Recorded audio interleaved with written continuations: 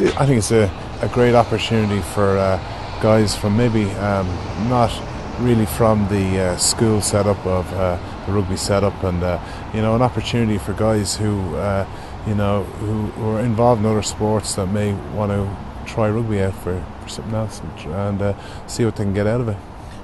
You certainly got a lot out of your own career, be it at a provincial level with Leinster, obviously over with London Irish, but with Ireland and Lions as well. Now, not every player will go on to reach those heights, but it'd be nice to think that if players do get the opportunity, they might have an opportunity to take it, or at least maybe get involved at club level.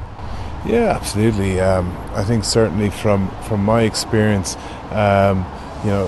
when I took to rugby, I was quite young, but I came from a Gaelic background, and for me, the minute I took it up, I found a great love for it, and the game came quite naturally to me. And similarly, so with this initiative, we're hoping to find people that will have an interest in the game, but not necessarily have a huge experience in the game, but be prepared to learn. And we've got the setup here to provide assistance in that way. Just describe what it's like in those teenage years, as I said, when you're getting to know your own body. Were you a fast grower? Did it happen steadily over a number of summers, or how did it?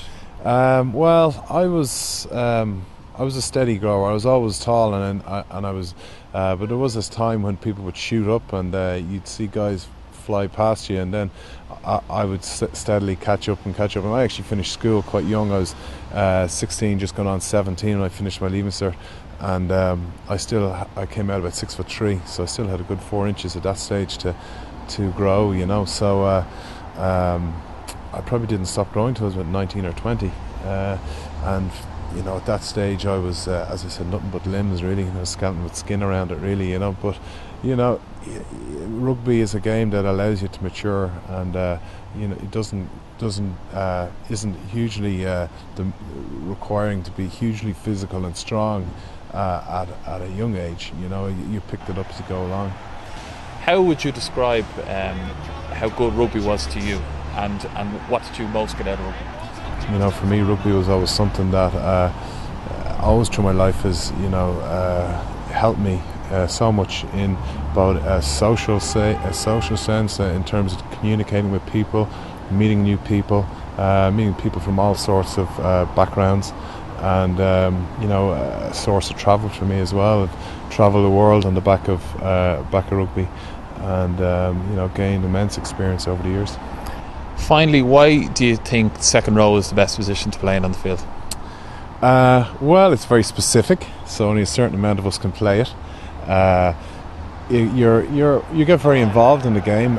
You're a key area in terms of gaining possession, in terms of lineouts, kickoffs, even scrums. You're a very vital role to play in that.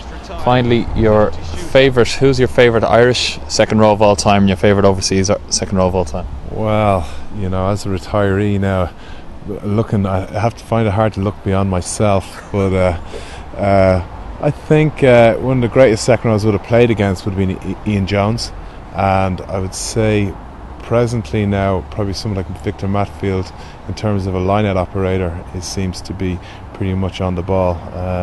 But looking beyond our boys now, going into the World Cup, Paul and Donica, very good team, and second row is about being a team. So those two boys are pretty strong, and of course Leo there as well. They're a good strong outfit, and I think they'll do quite well.